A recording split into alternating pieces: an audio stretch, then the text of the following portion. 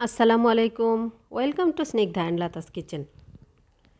আমার ফুচকার রেসিপিটি দেখার পরে ইনবক্সে অনেক অনেক রিকোয়েস্ট এই ফুচকা বা চটপটির যেই টকটি তৈরি করেছি এটির জন্য।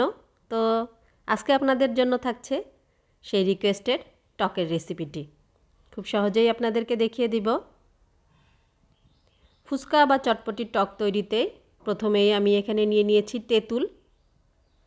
এখানে কিছু পরিমাণ তেঁতুল নিয়েছি এবং হালকা কুসুম গরম পানি দিয়ে আমি তেঁতুলটিকে প্রথমে ভিজিয়ে নিচ্ছি।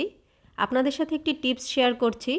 তেঁতুলটিকে কুসুম গরম পানিতে ভিজিয়ে রাখবেন, তাহলে খুব সহজেই নরম হয়ে যাবে। 10 থেকে 20 মিনিটের মধ্যে এটি নরম হয়ে যাবে।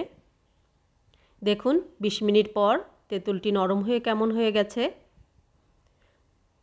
এই তেঁতুল থেকে বিচিগুলো ছাড়িয়ে আমি তেঁতুলের মাড় বা কাতটি বার করে নিব। এভাবে বিচিগুলোকে ফেলে ছেঁকে তেঁতুলের মাড়টি আমি বের করে নিয়েছি। দেখুন তেঁতুলের মাড়টি বের করার পর এরকম হয়েছে। এর সাথে আমি এখন অ্যাড করে দিচ্ছি 1 চামচ পরিমাণ চিনি, 1/2 চামচ পরিমাণ লবণ,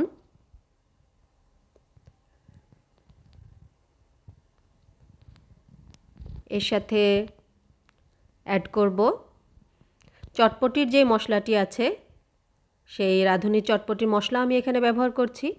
আপনারা চাইলে চাট মশলাটি ব্যবহার করতে পারেন।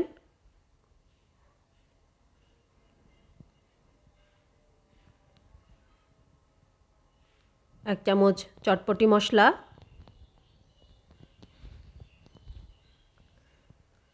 এর সাথে আমি দিয়ে দিব ঘরোয়া একটি মশলা আমি তৈরি করেছি। পাঁচফোড়ন, জিরা এবং শুকনো মরিচ দিয়ে আমার ফুচকার রেসিপিতে এই মশলার রেসিপিটি দেওয়া আছে। আপনারা এভাবে ঘরে একটি মশলা তৈরি করে নিতে পারেন। সেই মশলা দিয়ে দিচ্ছি 1 চামচ।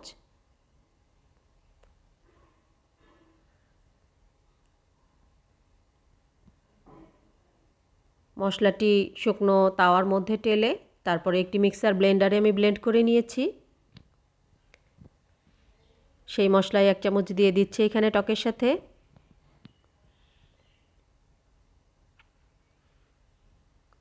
এর সাথে অ্যাড করছি চটপটি বা ফুচকায় আমরা যারা ঝাল খেতে পছন্দ করি তারা একটু চিলি ফ্লেক্স টকে দিলে ভালো লাগে খেতে।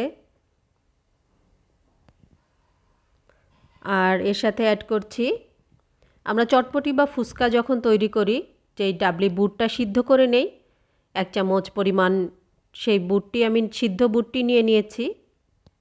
যারা একটু টকটি গাঢ় খেতে পছন্দ করেন এটি তারা অ্যাড করতে পারেন, আর যারা একটু পাতলা টক পছন্দ করেন তারা এটি অ্যাভয়েড করলেও চলে।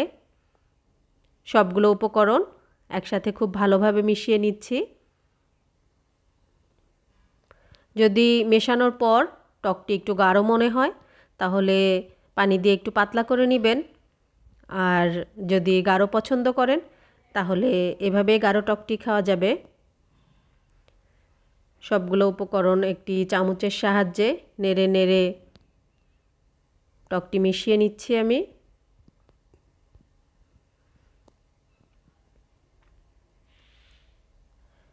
দেখুন তৈরি হয়ে গেছে চমৎকার তেঁতুলের টক।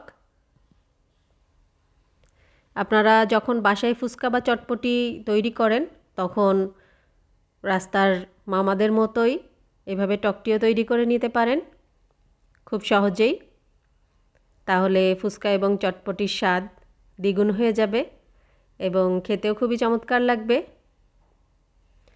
আশা করি যারা রিকোয়েস্ট করেছেন তারা তো পেয়ে যাচ্ছেন রেসিপিটি, আর অন্য যারা রাঁধুনিরা আছেন তাদেরও হয়তো অনেক উপকারে আসবে।